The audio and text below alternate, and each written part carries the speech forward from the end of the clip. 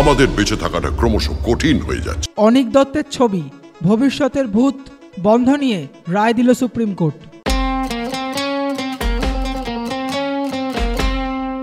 অনিক দত্তের ছবি ভবিষ্যতের ভূত মুক্তির পরের দিনই কোনো এক অজানা কারণে হল থেকে তুলে নেওয়া হয়। হল কর্তৃপক্ষ জানায় ওপরতলার চাপ, আবার কোনো কোনো হল কর্তৃপক্ষ জানায় টেকনিক্যাল ফল্ট, যার ফলে অগ্রিম টিকিট বুক করা বহু দর্শকের টিকিটের টাকা ফিরিয়ে দেয় হল কর্তৃপক্ষ।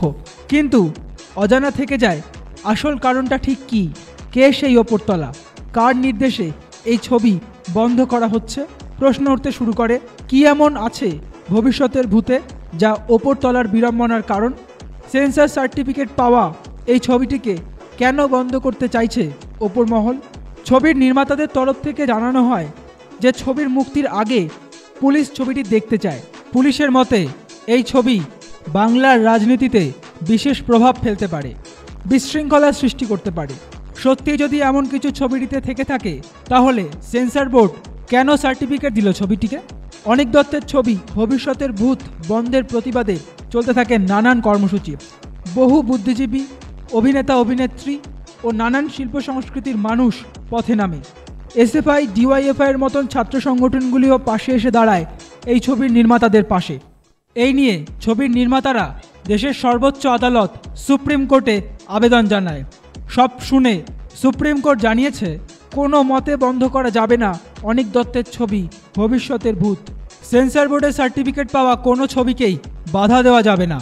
রাজ্য সরকার কোনো ছবির প্রদর্শনকে বাধা দিলে তা বাক স্বাধীনতার মৌলিক অধিকারকে হস্তক্ষেপ করা হিসেবে প্রতিপন্নিত হবে।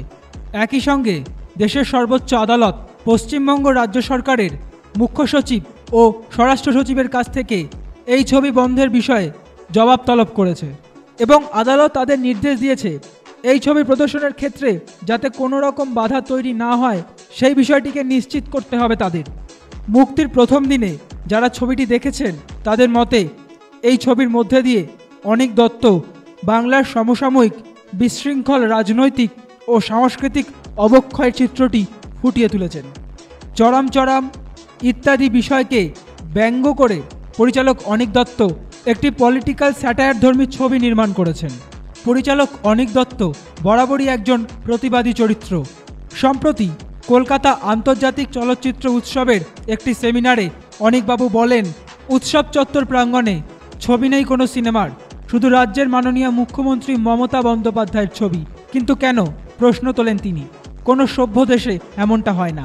একাংশের মতে এমন মন্তব্যের ফল ভুগতে হলেও অনিক দত্তের ছবি ভবিষ্যতের ভূতকে সেন্সর হয়ে যাওয়ার পরেও এই ছবিটিকে বাধা দেওয়ার কথা শুনে তীব্র ভৎসনা করে সর্বোচ্চ আদালতের বিচারপতি ধনঞ্জয় চন্দ্রচূড় ও বিচারপতি হেমন্ত গুপ্তর বেঞ্চ। কড়া ভাষায় তারা নির্দেশ জারি করে। তারা বলেন, সুপ্রিম কোর্ট বরাবরই বলে এসেছে কোনো ছবি একবার সেন্সর বোর্ডের ছাড়পত্র পেয়ে গেলে কোনো সংস্থার ক্ষমতা নেই সেই ছবিকে বন্ধ করার। এ বিষয়ে রাজ্য পুলিশের ডিজি ও মুখ্য সচিবের কাছে রিপোর্ট তলব করেছে দেশের সর্বোচ্চ আদালত। অন্যদিকে এই ছবির নির্মাতারা জানিয়েছেন ছবি মুক্তি পাওয়ার প্রথম 2 সপ্তাহের মধ্যেই তাদের টিকিট বিক্রির টাকা তুলে নিতে হয়। সেদিক থেকে তাদের এক বিরাট আর্থিক ক্ষতির সম্মুখীন হতে হয়েছে। তবে দেশের বিভিন্ন প্রান্তে মানুষ ছবিটি দেখতে চাইছেন। এছাড়াও অস্ট্রেলিয়া, জার্মানিতে ছবিটি মুক্তি দেওয়ার কথা ভাবছেন তারা। এখন দেখার কথা বাংলার প্রেক্ষাগৃহে পুনরায় ভবিষ্যতের ভূত ছবির প্রদর্শন শুরু হয় কিনা। আমাদের বেঁচে থাকাটা ক্রমশ কঠিন হয়ে যাচ্ছে।